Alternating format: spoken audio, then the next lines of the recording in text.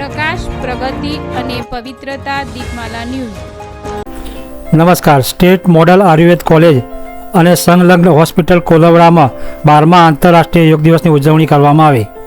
450થી વધુ લોકોએ યોગાભ્યાસમાં ભાગ લઈ સ્વસ્થ જીવનશૈલીનો સંદેશ આપ્યો. ગાંધીનગર જિલ્લાના કોલવડા ખાતે આવેલી સ્ટેટ મોડલ આયુર્વેદ કોલેજ અને સંલગ્ન હોસ્પિટલ ખાતે વિશ્વ કલ્યાણ મિશનના સંયુક્ત ઉપક્રમે 12મા આંતરરાષ્ટ્રીય યોગ દિવસ 2026ની ઉજવણી ભારે ઉત્સાહ, ઉમંગ અને આધ્યાત્મિક વાતાવરણ વચ્ચે કરવામાં આવી હતી. સમગ્ર કાર્યક્રમમાં યોગ પ્રત્યેની જાગૃતિ, સ્વાસ્થ્ય પ્રત્યેની સજાગતા અને જીવનમાં યોગના મહત્ત્વને ઉજાગર કરવાનો મુખ્ય ઉદ્દેશ રહ્યો હતો. આ આંતરરાષ્ટ્રીય યોગ દિવસ નિમિત્તે આયોજિત કાર્યક્રમમાં વહેલી સવારે 6:30 કલાકે યોગાભ્યાસ સાથે કરવામાં આવી હતી. કાર્યક્રમમાં સ્ટેટ મોડેલ આયુર્વેદ કોલેજના 250થી વધુ વિદ્યાર્થીઓ ઉત્સાહપૂર્વક યોગમાં ભાગ લીધો હતો. ઉપરાંત આયુર્વેદ કોલેજ, સંલગ્ન હોસ્પિટલના અધિકારીઓ, પ્રાધ્યાપકો, તબીબીઓ, કર્મચારીઓ તથા અન્ય મહાનુભાવોની ઉપસ્થિતિમાં કુલ 450થી વધુ લોકો યોગાભ્યાસમાં જોડાયા હતા. આ કાર્યક્રમ દરમિયાન વિવિધ યોગાસનો અને પ્રાણાયામનું માર્ગદર્શન આપવામાં આવ્યું હતું.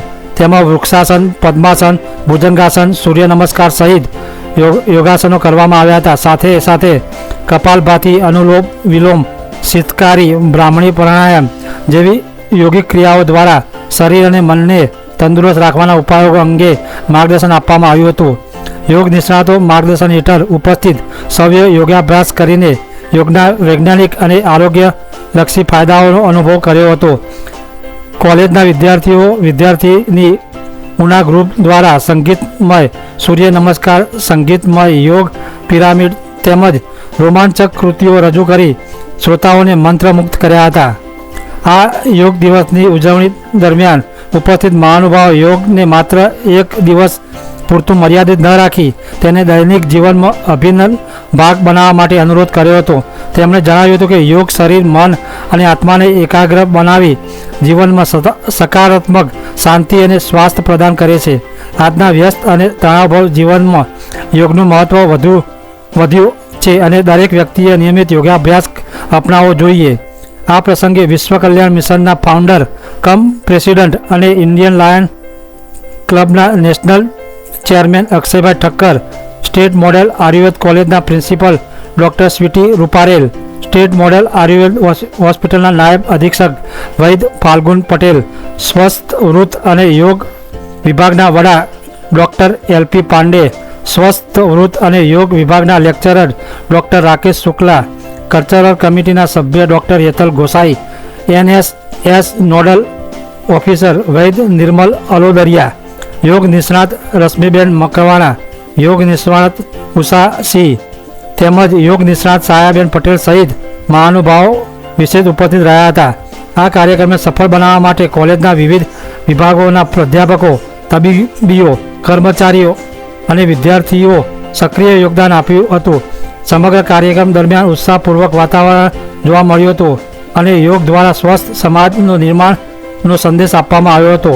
આ રીતે સ્ટેટ મોડેલ આયુર્વેદ કોલેજ અને સંલગ્ન હોસ્પિટલ કોલવડા ખાતે આયોજિત 12મા આંતરરાષ્ટ્રીય યોગ દિવસની ઉજવણી સફળતાપૂર્વક સંપન્ન થઈ હતી, જેમાં મોટી સંખ્યામાં લોકો જોડાઈ યોગના મહત્ત્વને આત્મસાત કરી સ્વસ્થ અને નિરોગી જીવન જીવવાનો સંકલ્પ વ્યક્ત કર્યો હતો.